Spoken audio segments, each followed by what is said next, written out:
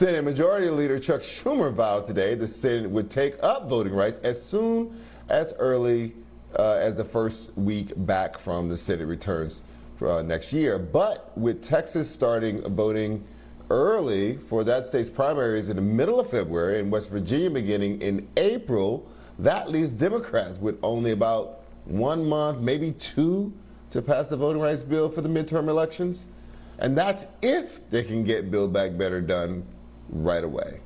Joining me now to discuss is the co-chair of the Poor People's Campaign and president of Repairers of the Breach, Bishop William Barber. First, Bishop Barber, I just want to get your response to Manchin basically reneging on his commitment. Well, it sounds like he used to play spades. We talked about reneging. Of course, when you renege, you got something taken from you. He's not a reneger, he's a liar. And he's been a liar for a long time. He's been a liar long before this year. He lied to John Lewis and said he supported the For the People's Act that John Lewis wrote. He signed off on it. He was a co-sponsor.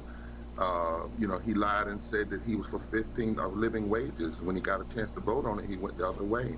He's lied and said he wanted to fix voting rights. He's had since 2013 when the Supreme Court gutted voting rights Section 5. It's been since 2013 that it could have been fixed. He could have introduced. So I don't know why people thought he was something that he'd already proven he was. But then again, it's not just Manchin. I'm writing a piece now called "Who's Killing Voting Rights and Build Back Better and Possible Growth in This Country." Because Build Back Better is just a step. It's not all that we need. We need $10 trillion, and we need all of the voting rights, and we need them now because, as you said, most of the states have already passed laws, and the redistricting has been done. And if you don't get these bills done now, they didn't get done now, then what happens is you can't grandfather. He could actually sign off on voting rights next year, but he would have still won because he would have delayed it until all of the bad bills have been passed and all the bad redistrictings have been passed. But Charles, I'm going to go down, like Dr. King said, who killed Jimmy Lee Jackson? We got to talk about the whole thing. People, progressive groups, civil rights groups that didn't mobilize, said that they ought to be in the back room. Those who set these false deadlines like December, our deadline is not December, it's when we win. I want to challenge progressives to stop saying this is about the president's plan. It's about people. That's the narrative we got to shift. It's not Biden versus Manchin. This is about poor people, millions of children, millions of low-wage workers, millions of healthcare workers. That has to be the narrative. It's Manchin against his own people. It's Manchin against poor and low-wealth people in his state and around the country. And so what we have to do is be careful that we are actually even those of us that are fighting for the right thing, are saying the right things and organizing and have to be honest. Like Dr. King one time was honest. He even said black preachers and black organizations were a part of when Jimmy Lee Jackson got killed, particularly when they didn't stand strong, didn't stay committed to the things they were born to be committed to, and did not fight the long haul. Mm-hmm. Today, Charles, is 366 days. You'd had 366 days left in the Montgomery bus boycott movement. Today is, but you would have 366 more days left. I believe my math is right, maybe a little off. My point that I'm trying to make is this whole business of that we're going to do one thing or one rally has always been flawed. That's why we kept mobilizing, and we're not finished. This coming Friday, we're calling together clergy and economists and poor and low-wealth people for we refuse to accept there's no room in this democracy press rally. We can't do something we want to do to COVID, to lay out how we're going to intensify now even the more on Manchin, not back up, because December was never our deadline. Victory is our deadline. So you seem to be suggesting that you don't think the fight is over. There's new reporting out tonight that Joe Biden talked to Manchin yesterday. That there's reporting about how the language at the White House has cooled down. Manchin went on the radio today, so his problem was not with Joe Biden, but with some of the White House staff. Do you still hold out hope that Joe Biden and Joe Manchin can work this out somehow and come to some sort of deal, even if it is not the deal that we have on the table right now?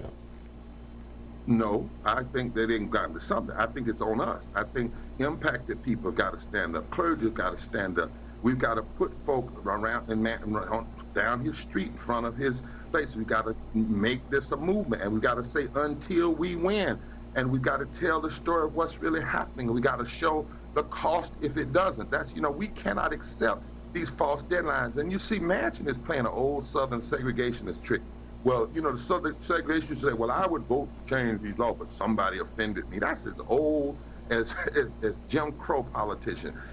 What we know is he hates it when he is shown to be a person who's hurting minors and hurting poor folk in his state.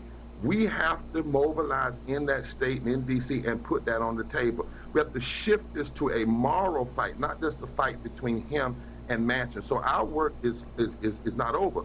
But we also have to challenge those, even in our own community, say, well, we're going to meet with him in the back room.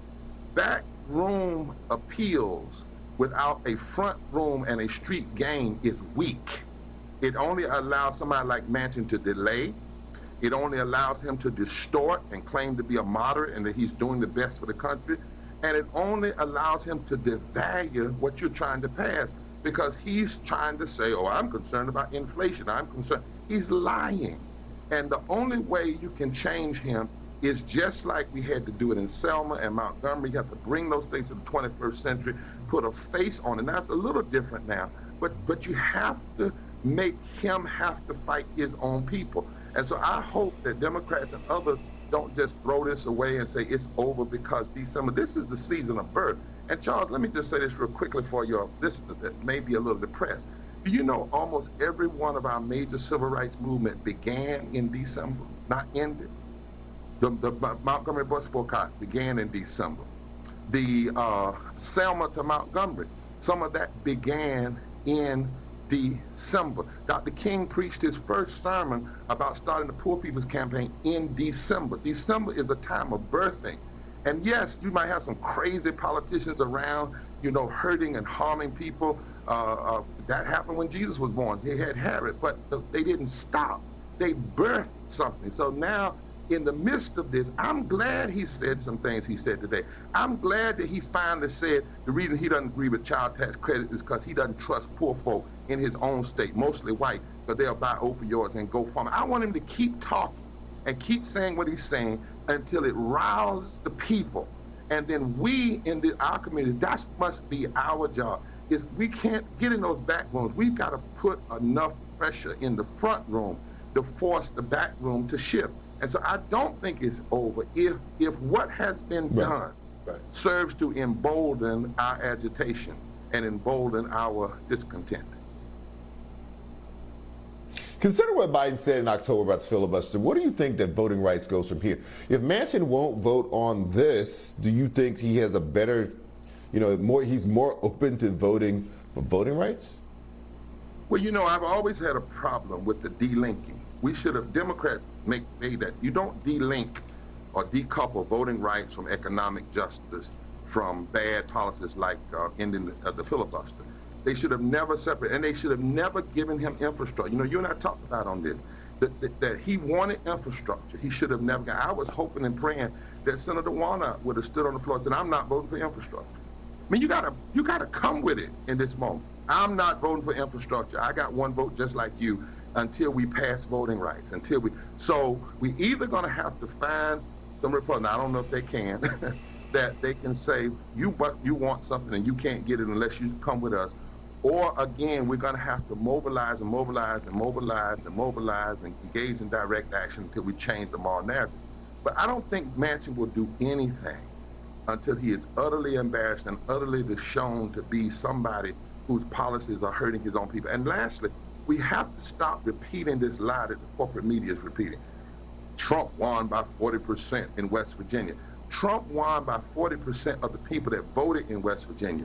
There are enough people in West Virginia who didn't vote because they're so sick of this foolishness, particularly poor and low wealth. If they were mobilized, they could change that reality in West Virginia and a lot of other states.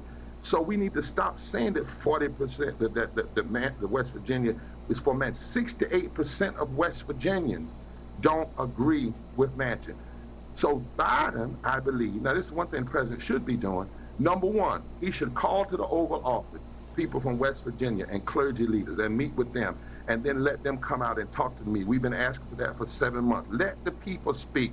Make this about them versus Manchin, not Manchin versus him. And number two, he got people voted for him in West Virginia. He's the president of the entire United States. Go to West Virginia. Now, you talk about Trump all you want, but you know Trump would have gone to West Virginia by now. And you talk about him all you want to, and I don't agree with 99.9% if he did, but he would have gone. President Biden, go to West Virginia, go to Arizona, talk to the people, you know, and run this like a campaign and raise up the people. That's the only way we're going to win this. Bishop William Barber, thank you for joining us tonight. A pleasure as always.